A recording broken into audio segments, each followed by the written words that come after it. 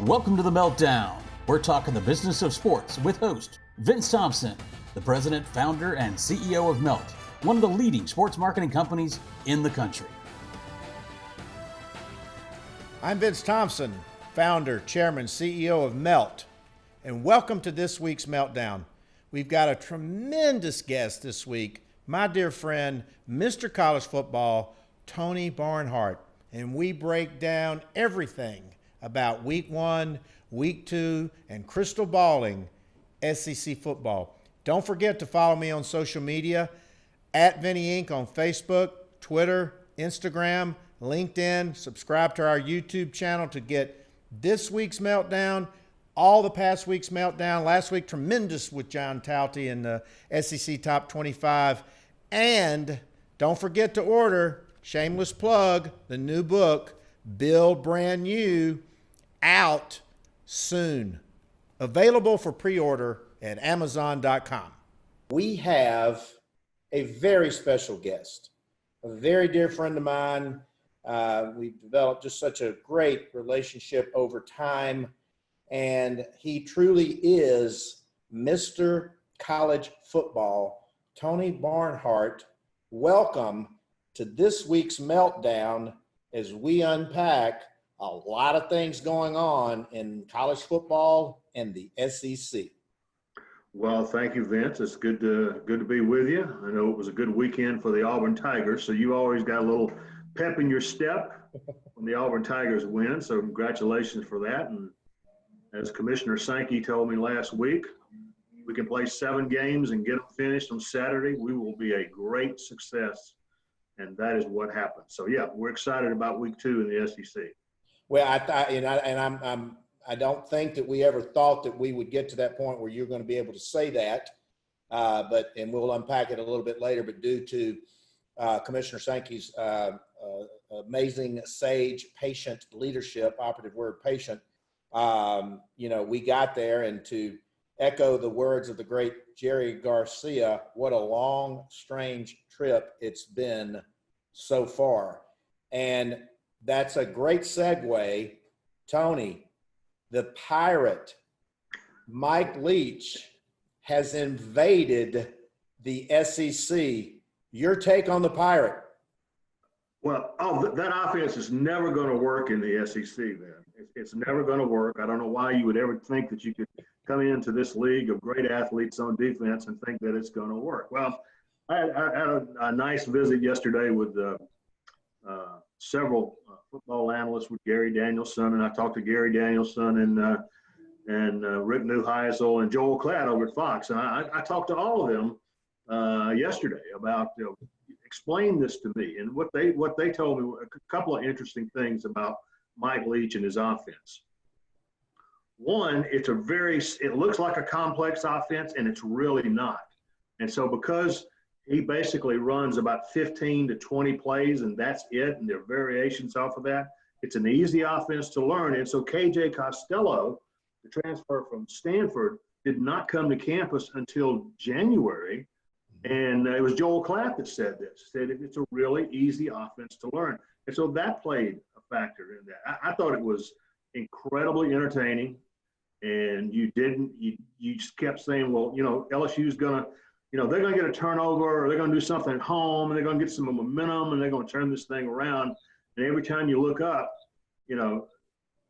KJ Costello is throwing the deep ball over man-to-man coverage, which Bo Pelini never got out of. So I think it was incredibly entertaining. People are talking about it still, and it's going to be fun to see how this offense, how it plays out over the course of a 10-game SEC schedule.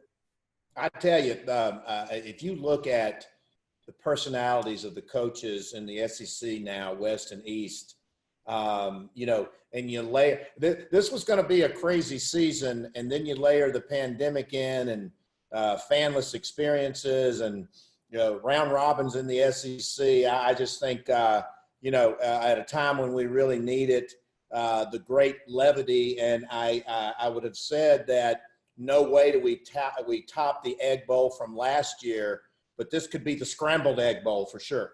Well, let me tell you what.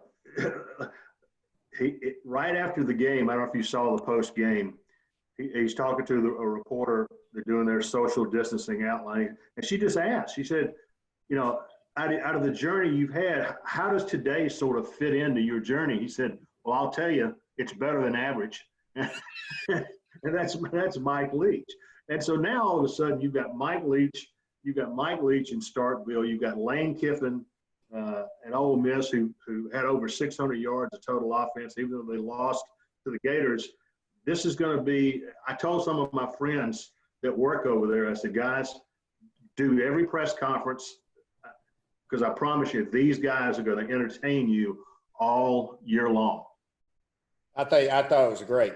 And then let's go to the other end of the spectrum. The great one, the greatest of all time, Coach Saban. I watched them, and I think they're really, really good. I think Mac Jones is the right quarterback for the level of talent that he has at receivers, 2 first-rounders. Obviously Dylan Moses, is just a monster.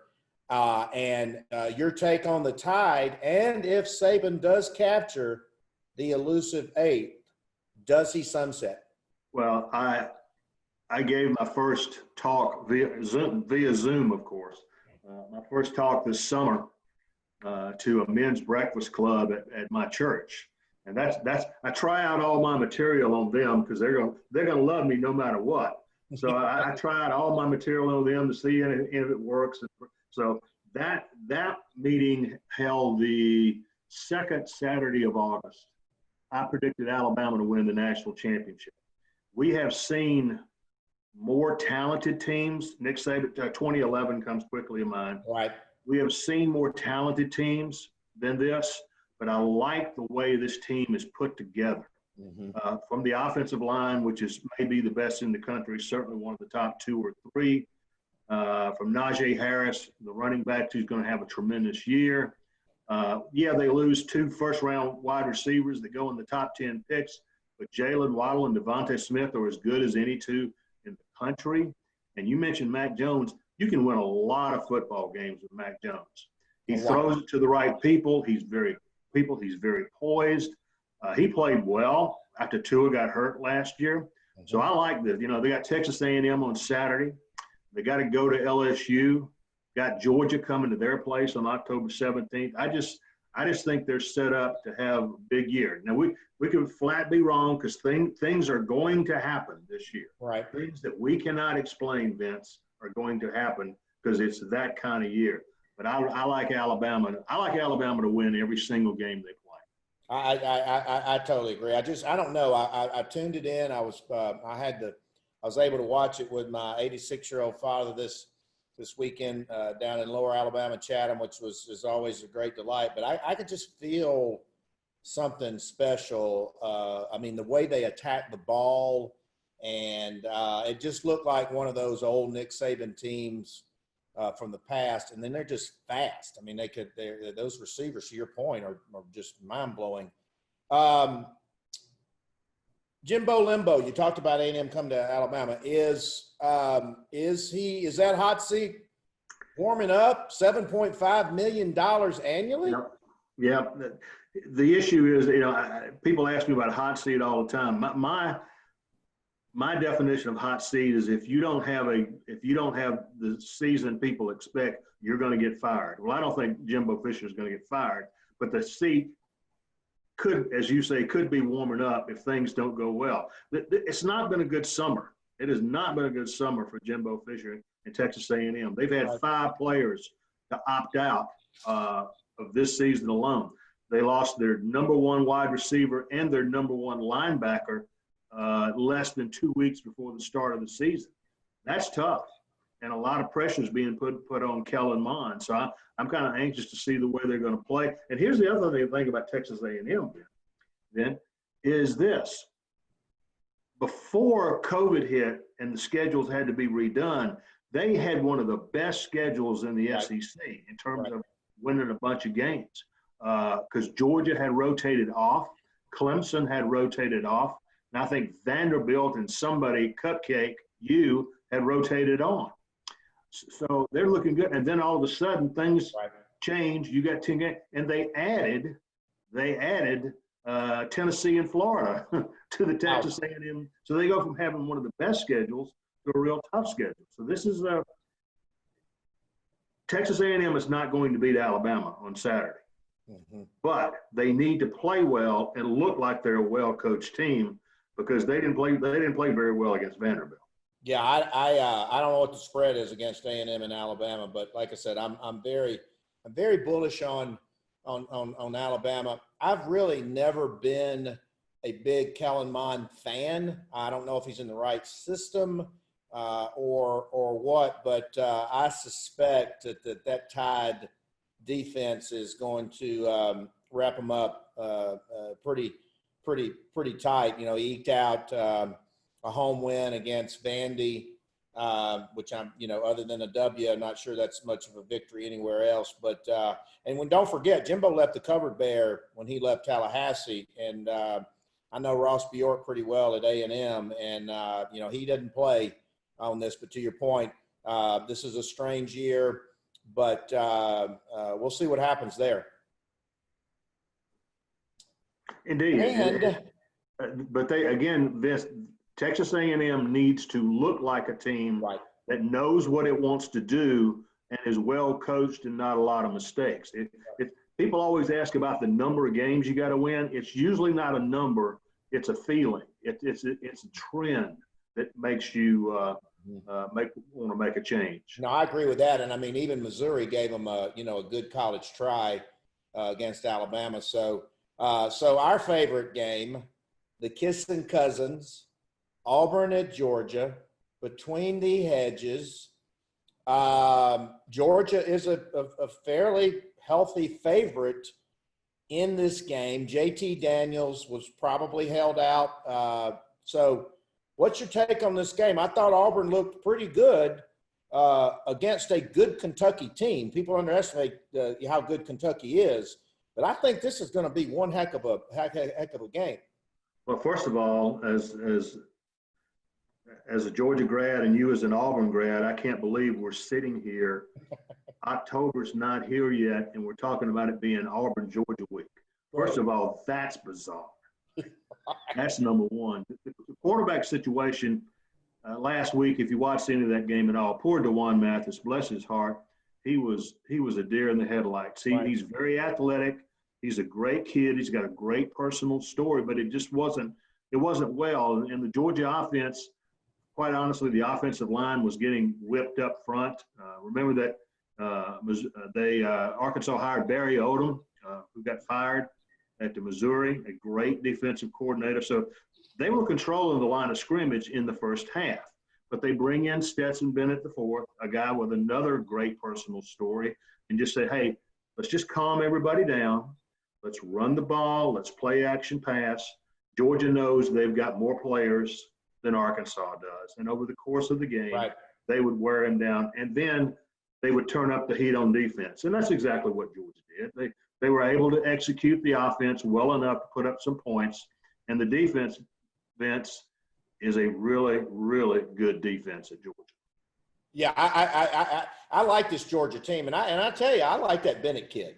I think I was reading your piece this morning. Maybe it was your piece.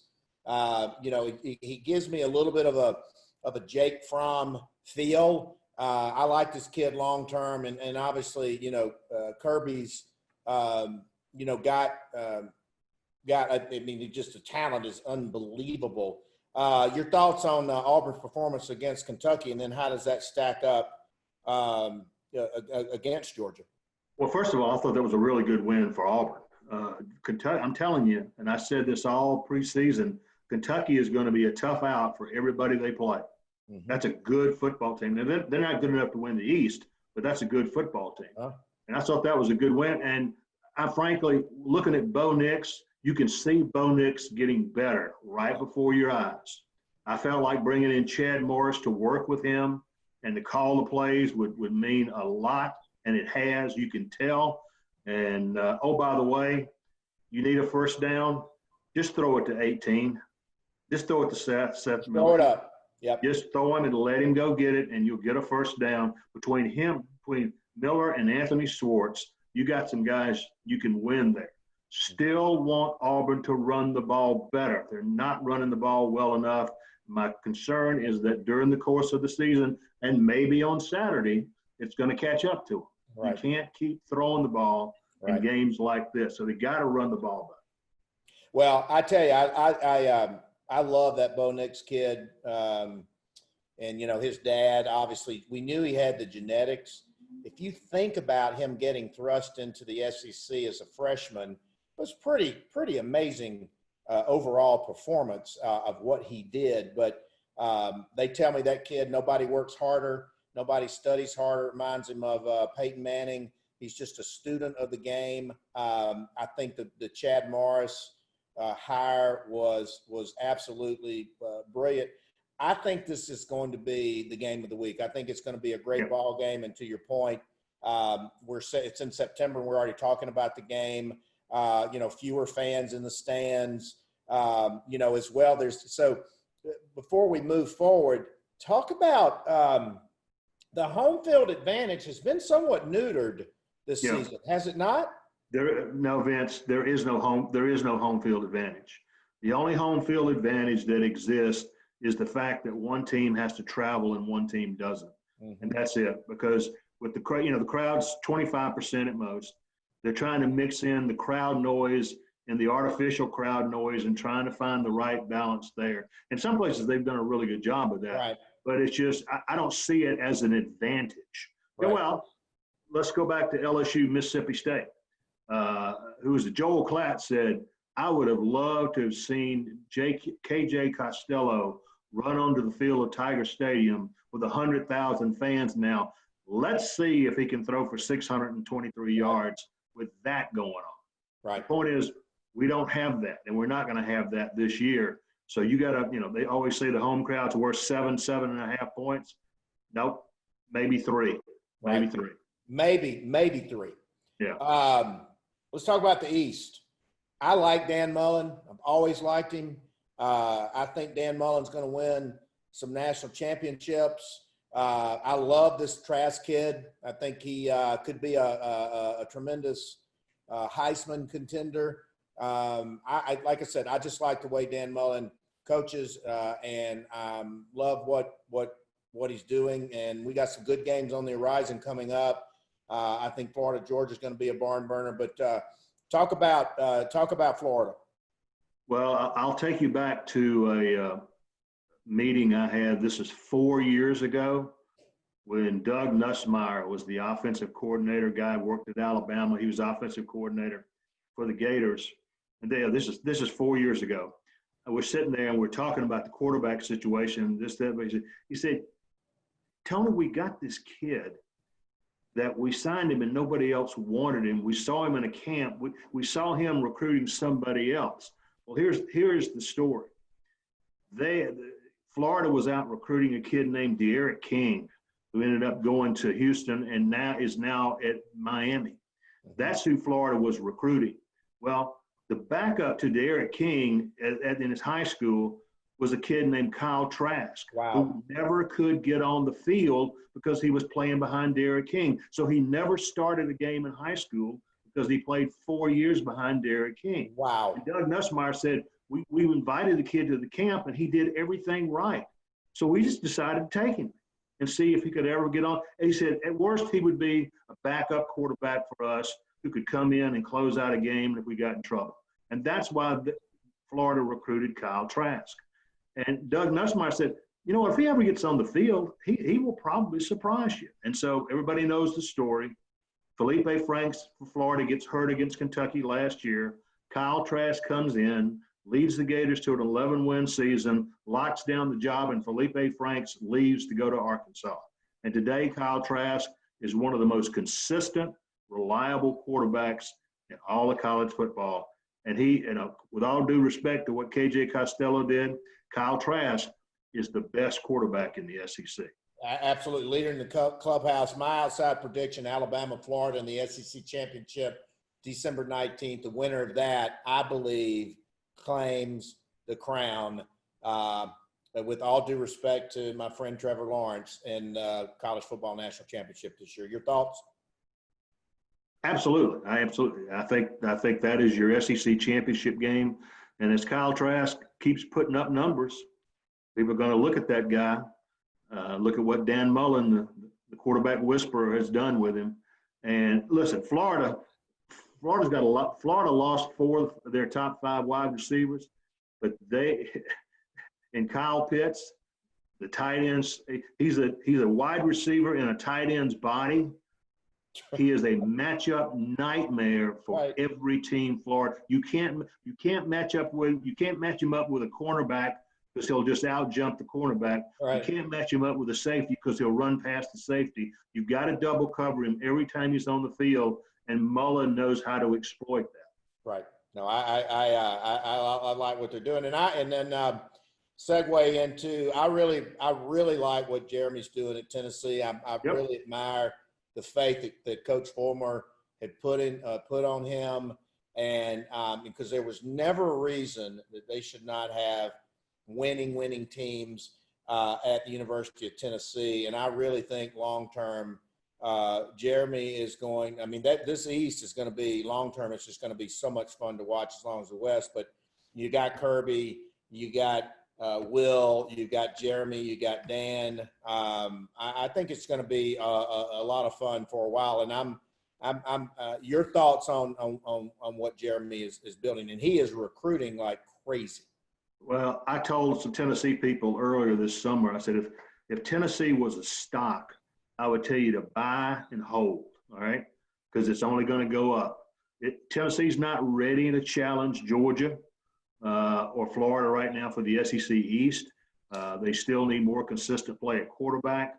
They do have a very good offensive line, so they're going to be able to run the football, but they're not quite where they want to be, but they're going to get there. You mentioned the recruiting.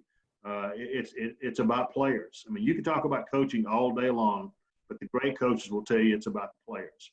And Tennessee doesn't quite yet have the kind of depth you need to get through November in this league, but they're going to get there.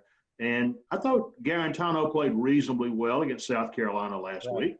And if they can get if he doesn't turn the ball over and you know is more consistent with calls and stuff like that, I think they'll be okay. But I see them as third in the SEC East.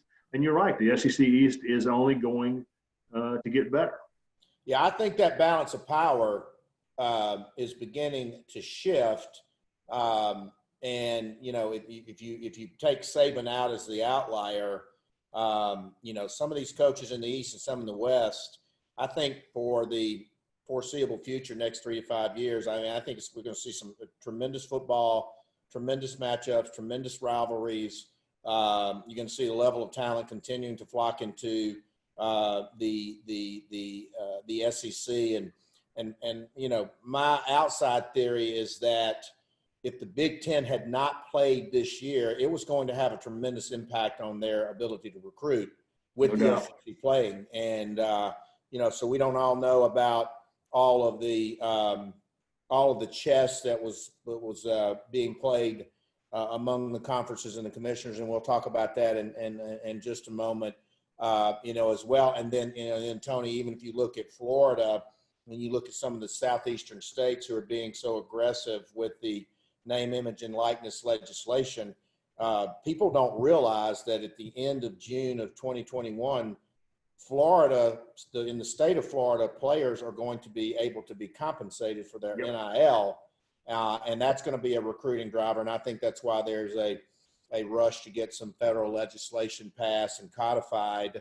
And I've seen some really good legislation coming out of there. And we'll talk about that in just a moment, but it's going to be fascinating to see the balance of power. Where do you think, let's crystal ball 2-3 years out, you got the Pirate, you got Lane, you got Coach Saban, you got Coach O. In lost in all this, we're not even talking about Coach O. I mean, and all this, but where, if you had to flip a coin, where would the balance of power go? Well, I think, again, the balance of power has a lot to do with what Nick Saban decides to do with his life and his career. Listen, when it comes to the SEC, the 6 primary teams are always going to be the 6 primary teams. Florida, Georgia, and Tennessee in the East, Alabama, Auburn. and LSU in the West. Now, Texas A&M will be in and out. They'll be there.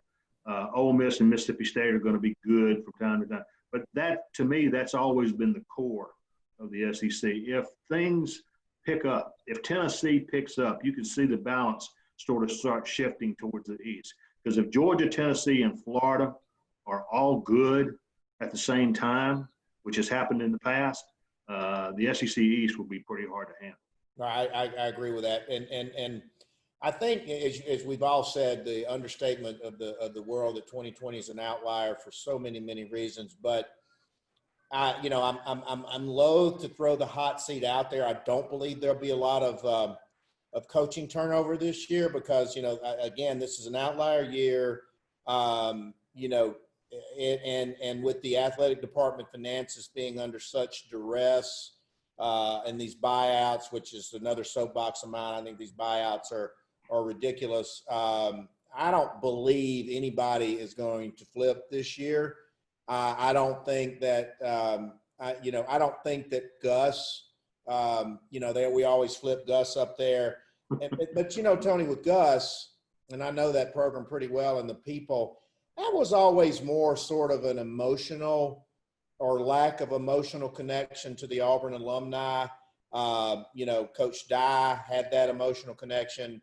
Bruce Pearl has established that emotional connection. Gus is he's a different cat. He's a different dude. But I will tell you, I have detected, and this is unscientific, but just a little bit more of a warming up with the relationship between Gus and the Auburn, quote unquote, Auburn family, because, it's a little bit different alumni base down there. So, obviously Will, how much better could you hire at South Carolina than Will Muschamp? You could debate on that, but I don't see any much turnover this year. And I do think you're going to see a challenge to these exorbitant buyout clauses long-term, because the finances of the athletic departments are not going to be able to bear those costs.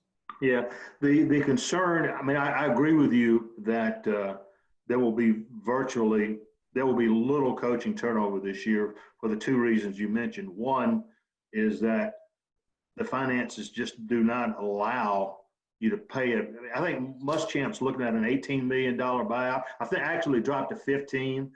He's looking at a $15 million buyout.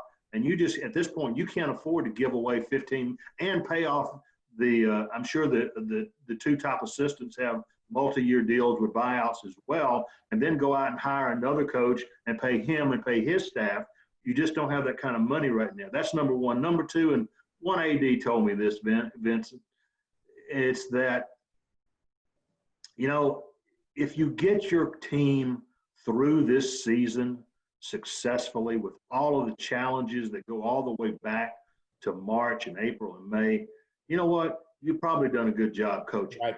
You didn't win enough games, but you did a good job coaching. So I think for those two reasons, we don't see a lot of turnover. I am concerned about South Carolina simply because when they went 4-8 last year, Ray Tanner came under a lot of heat to make a change then. He didn't do it. He brought Muschamp back. Muschamp, of course, hired Mike Bobo. And, oh, by the way, they looked better calling plays the other night against Tennessee, a lot better. Totally agree.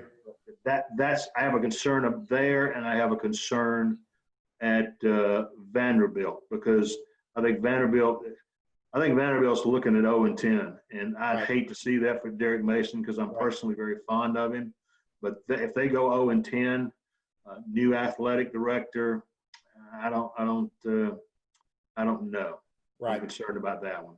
Right. I agree with that, and I love Derek to death. But if you look at, you use Georgia Tech and Jeff Collins as a parallel or an analogy. There may have to be a change up there because, arguably you should and could be able to win a few games, at Vandy. It's a special place. Nashville is, full of those giant alumni in that as well. But as we've talked about the SEC championship, and one of my producers is a Georgia grad, so I think he threw me an Easter egg up there and put Georgia up there because I'm bullish on the Gators. But obviously the game Florida-Georgia is shaping up as an epic matchup. And again, we're thinking Alabama is a foregone conclusion.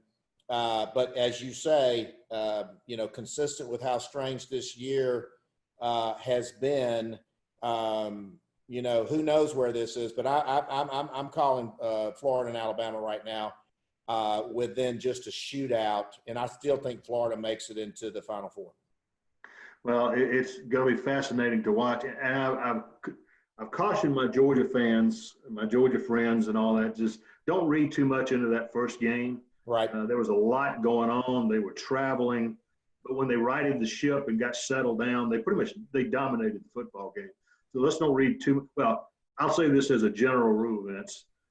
This year, more than any other year we've seen, probably maybe in our lifetime, don't overreact to things because stuff's going to happen. It just is. And stuff you can't explain is going to happen. So don't overreact. Like I wrote a column for this week. I said, now, are we overreacting to Mississippi State's win over LSU? I went, yeah, probably. We probably are. But this is not a year to overreact.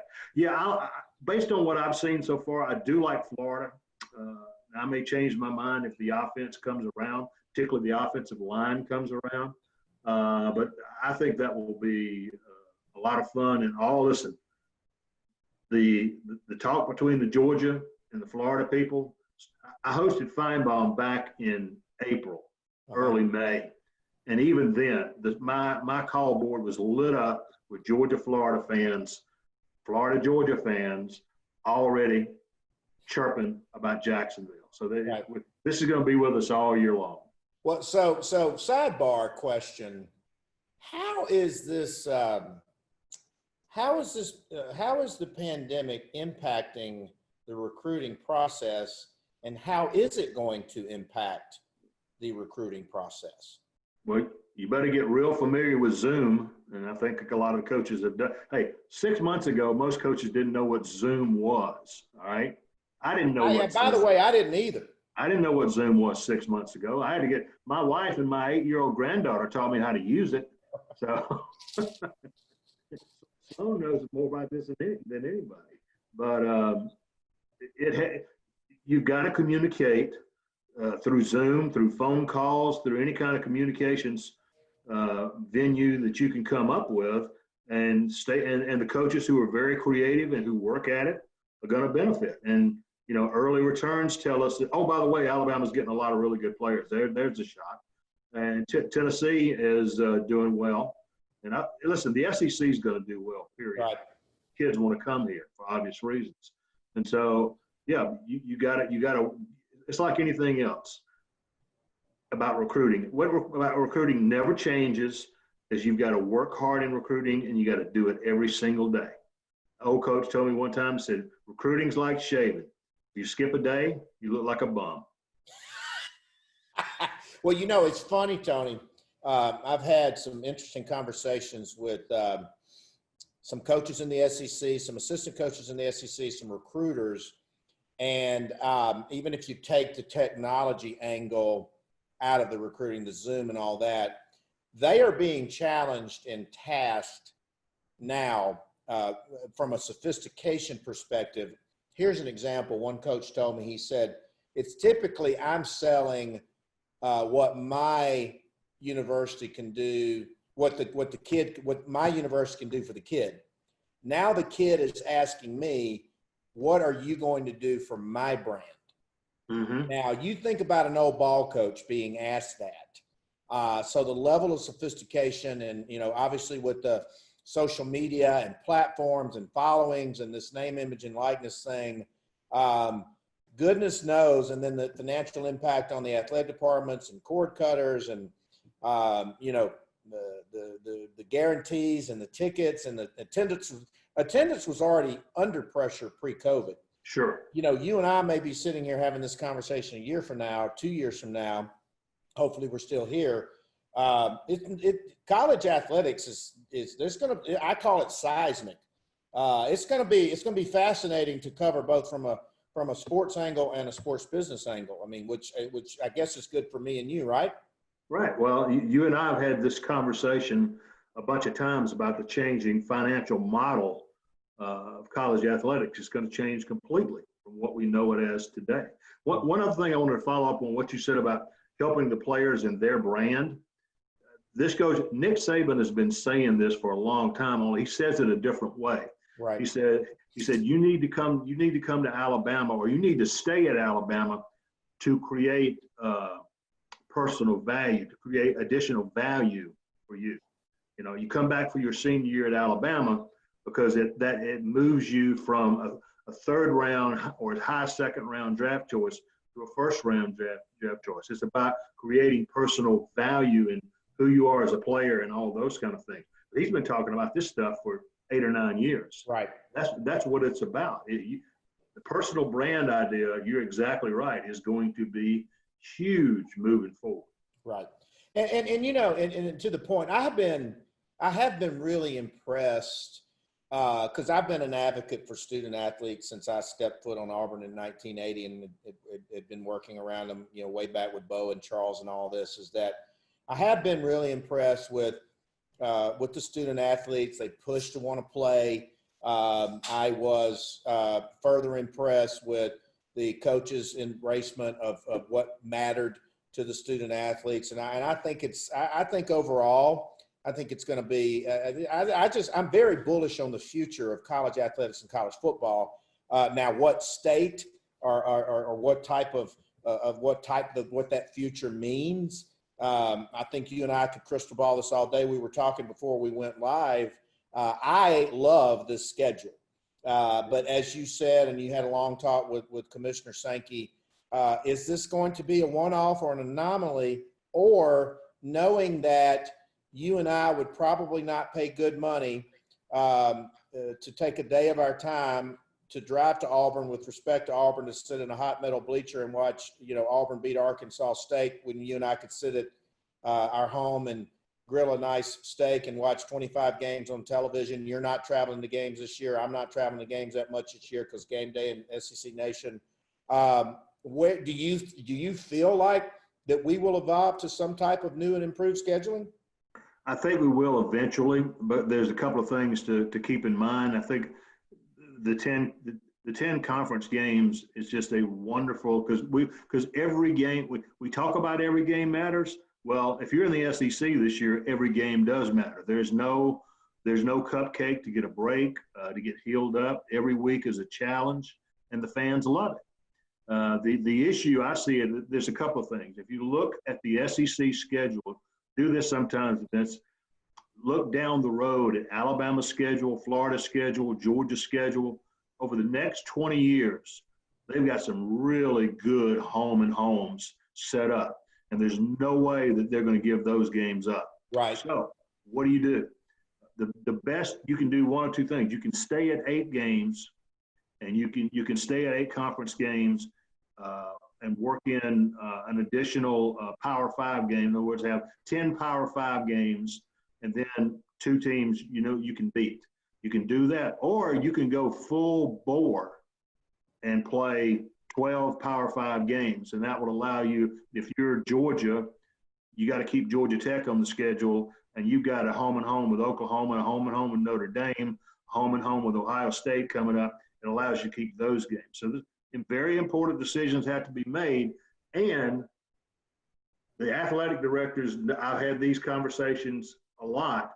The athletic directors know that my fans they may buy the tickets to watch me outplay Acorn A&M, but they're not coming to the games. Right. They'll get away. They're not going to be there. They're just not going to do it. And so you got to figure out, how does your scheduling model fit into those two realities? Well, and you just made a tremendous point.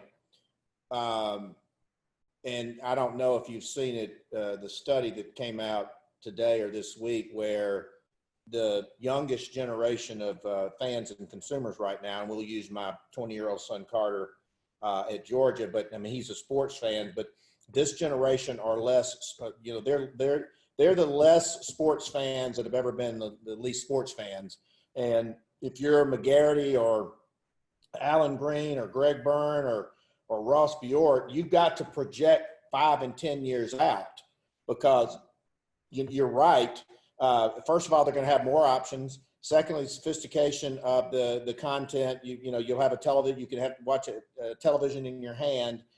They're time compressed. They're financially compressed. And you and I can go to Mercedes Stadium and have one heck of a fan experience versus a traditional college football stadium. I pick on Auburn, but a lot of them are like that. There's a and Tony, I always say this, is that you hear the term athletic department and you hear the term athletic director.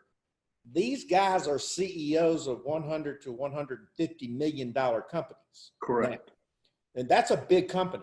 And so I think you're going to continue to see the athletic directors and the school presidents really challenging this as well, probably more so than ever. Would you agree with that? Absolutely. Absolutely. I've had a lot of conversations with the athletic directors, particularly in the Southeastern Conference. And they have got to look, and the challenge, this better than anybody.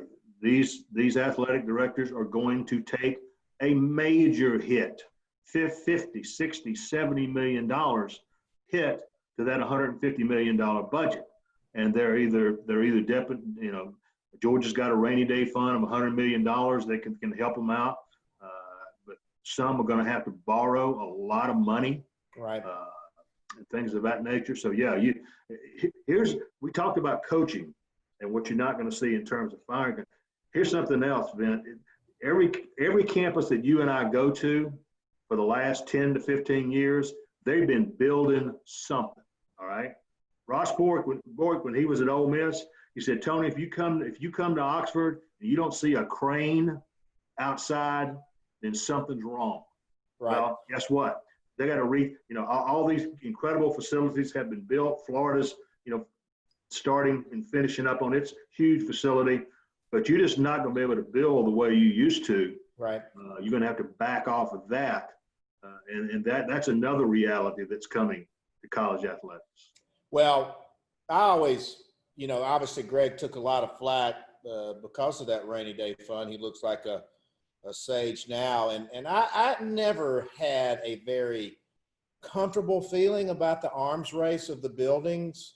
And I get it. I get the facilities. I get the rush recruiting. I get the tens of millions in revenue that the athletic programs drive. Arguably Nick Saban has impacted the University of Alabama and the state of Alabama into the billions. I understand all of that, but and obviously nobody could have forecast the pandemic, but you're looking at also, are people going to question their season ticket purchase decisions, their donor decisions? There's a lot of pressure on that. I mean, even students are questioning, hey, do I need to be paying that fee if I'm not going to go to the game, or I got to learn in a virtual environment? I think it's going to be a fascinating topic. And I know from, my side, I'm getting calls from a lot of my clients, and my prospects are saying, hey, what do we need to be doing here? Again, it's anybody's guess, but it's certainly, as I say, change is inevitable, growth is optional, choose wisely. And speaking of, and I've been bullish on Commissioner Sankey for a long time. Wasn't that particularly close to him. I knew Commissioner Slive, rest his soul, pretty well. But I got to tell you, I've been very impressed with the sage Sankey. Well, I think we all have, and a lot of people have gone through this process who are from this. Greg Sankey tutored under Mike Slive for 12 years, okay?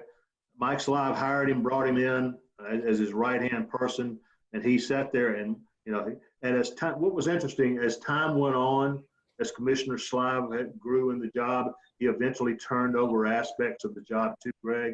So when Greg was named to replace Commissioner Slive, there was no learning on the job. He was ready to go.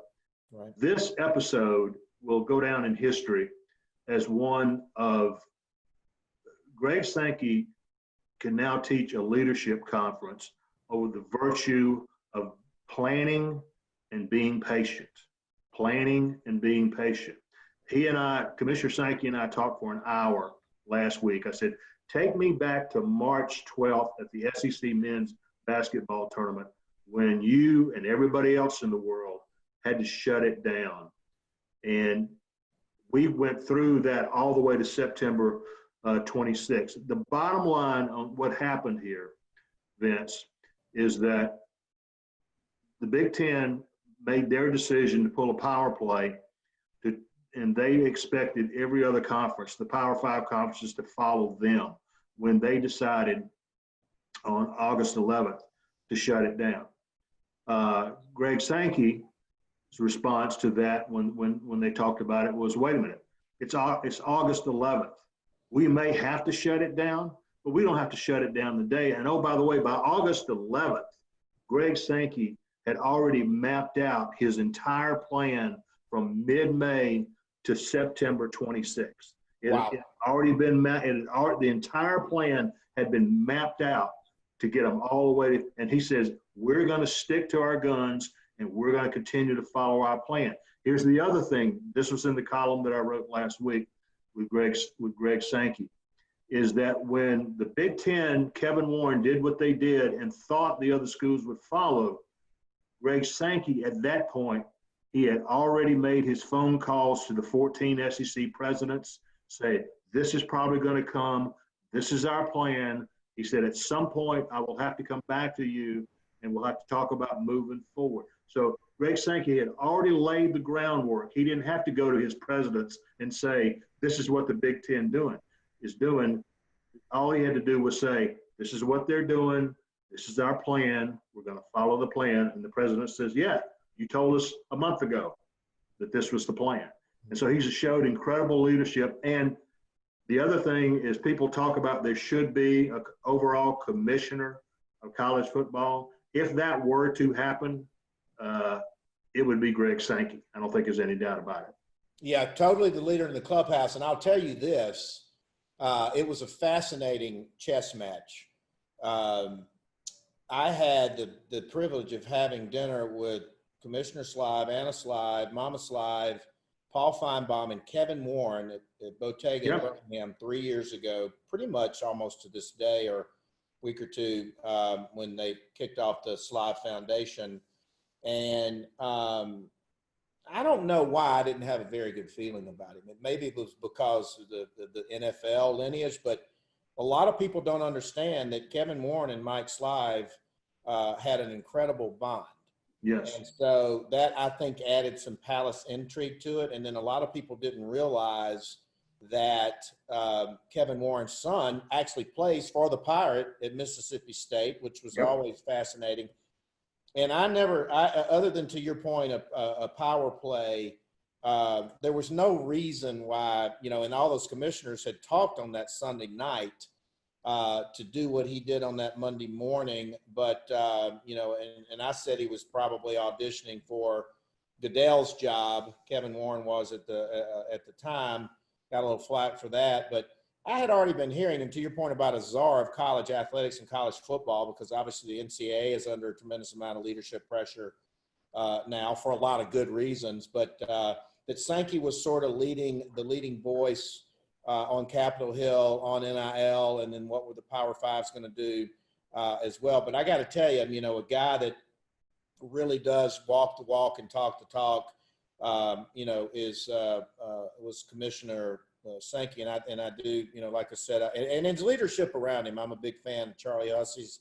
I think Charlie Hussey's got to have a tremendous future, whether it's the SEC, ACC, athletic director, the silent striker. We talked about him with Talty's column last week, but I really, I think, and the fascinating thing about Greg too, even though he's from upstate New York, he understood intrinsically the cultural value of trying to get some SEC football played, but he never put that ahead of the safety of the student athlete. So, Tony, talk just a little bit before we close today, some of those intangibles that you saw and that you got out of that conversation with the commissioner. Well, here's a story. People wondered what was motivating Greg Sankey. Why not just take the easy way? Why not just shut it down? That's the easy, that's the less stressful, less risky way to go. And he told me this story. You remember the SEC basketball tournament in Atlanta when the tornado hit the Georgia Dome, 2008. The scramble mode that they went in was a compressed version of what they're doing now, and they put in the plan essentially. They put in the plan that they used that night when they moved the games to Georgia Tech, where only family and immediate team people could get in. When that tournament was over, you remember that Georgia came back and played a doubleheader on Saturday and then played and won the championship on Sunday. Right. Georgia that was rated the bottom of the SEC. After that was over and Greg Sankey was there, he was there to present the team trophy because Mike Slive was on the NCAA men's basketball tournament committee and was not there. So it was Greg Sankey who handed out the championship trophy. And the Georgia player who took the championship trophy was crying and said, "This is the greatest day of my life." And Commissioner Sankey said, how could we not possibly do everything we could to give those young people, our student athletes, to give them that opportunity? How can we just not try? And he says, we can't. We have to try. He said, we may have been exactly the same place that the Big Ten was when we got to September 26th, but we had to try. And that was a telling story about why Greg Sankey and his team went to the lengths they went to try to get this thing played. And now that it started, he told me, he said, after we get 1 week down, okay, let's go for 2. Let's try to get through 2 weeks. And Right. if we get through 2, let's try to go for 3. And it's going to be like that all season. Well, when he said September 26th, I mean, this is brilliant. I'm like, because I knew Carter was going back to Athens at mid-August, and that they were trying to, the universities were trying to feel their way through it, as well. And I'm like, there's no downside. And I even thought they could have started the season another week or 2 later as well. But there was no downside to sort of seeing where this evolution or this life cycle went out. So suffice to say, you and I are key members of the Greg Sankey and staff fan club. So as we wrap this fascinating conversation up, Arkansas, Mississippi State, Ole Miss, and Kentucky, I think it's going to be a great, fun game. South Carolina at Florida. Obviously, we've talked about Kyle. We talked about Jimbo and Saban. And number one, ESPN College Game Day is coming to your city, Athens. Your sage prediction, because, you and I got a lot riding on this, probably a really nice turkey sandwich somewhere. Your sage prediction, and Georgia's a pretty healthy favorite. Yeah, I like Georgia in this game. I think people are reading too much in the last week's game. I think the offensive line gets better. The defense is really good. They will come up with some things. And it really comes down to if Auburn's running game was better, Vince, I would feel good about Auburn in this game. But it's not. At least it's not yet. And they're going to have to run the ball. Traditionally, the team that runs the ball well in this game wins it. And I really, really like Georgia's defense. Auburn's defensive line is going to be okay. And they tell us that Big Cat Bryant's going to play, and that's good for Auburn. Right. But we'll see. It's going to be an interesting atmosphere, all things considered. Yeah, I think it's I think that the term interesting atmosphere may pretty much be the understatement of the year and of the college football season. But the great news is that we were actually able to have this conversation today. We appreciate your time, and as we get into the teeth of the season, or we get near the end of the season, we want to have you back on for some of your sage analysis. Tony, tell our listeners and our viewers how and where they can follow you on social media. You're a prolific author, some of your books. You brought me a couple of books the last time, which has been 6 months, amazingly, when we met together. I just cherish that Larry Munson book of Georgia. But tell our listeners and our followers where they can find you as well. Well, the stuff that I write is on three partners and I are in together with TMG College Sports. TMG stands for the Media Guides. We are your media guides. TMG College Sports is under the Sports Illustrated umbrella. So you can find us by going to si.com/TMG. And you can find everything that I write, my three partners write together. We have one in Chicago, one in Boston, and one up in the New Jersey area. And that's my writing home there. I do with the SEC network, and I am sort of a utility player there. When Paul needs a sub, when he needs a break, they put me in there. And this is my 7th year with the SEC network, which is, I can't believe that's the case. And so that is that. We do a little local radio in Atlanta, and we do some radio out of Nashville, Tennessee. So, but yeah, just follow us on si.com/TMG. And your Twitter handle is Mr. CFB, correct? Mr. CFB. Well, if you won't find a better soul, you won't find a more knowledgeable person about college football, SEC football, the insiders of insiders, and my dear friend, we could sit here all day, but Tony Barnhart, MrCollege Football. I really appreciate your time. I look forward to you buying me a good Schlotsky sandwich somewhere really, really soon after Saturday night. And then I look forward to breaking bread with you soon, no matter the outcome of one of the great rivalries. And, Coach Dye, rest his soul, and Coach Dooley still plugging along 88, and Barbara's telling him and me and everybody else what to do. So I look forward to seeing her this weekend as well. But we really appreciate your time, wisdom, knowledge, and insight as we wrap up this week's Meltdown. War Eagle. Go Dogs. And that's it for this week's Meltdown. What a fascinating discussion with Mr. College Football, Tony Barnhart. So don't forget, tune in for next week's Meltdown as well at YouTube, at Vinny Inc. And don't forget to pre-order the new book, Bill Brand New.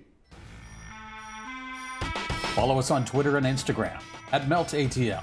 And follow Vince at Vinny Inc. and on LinkedIn as Vince Thompson.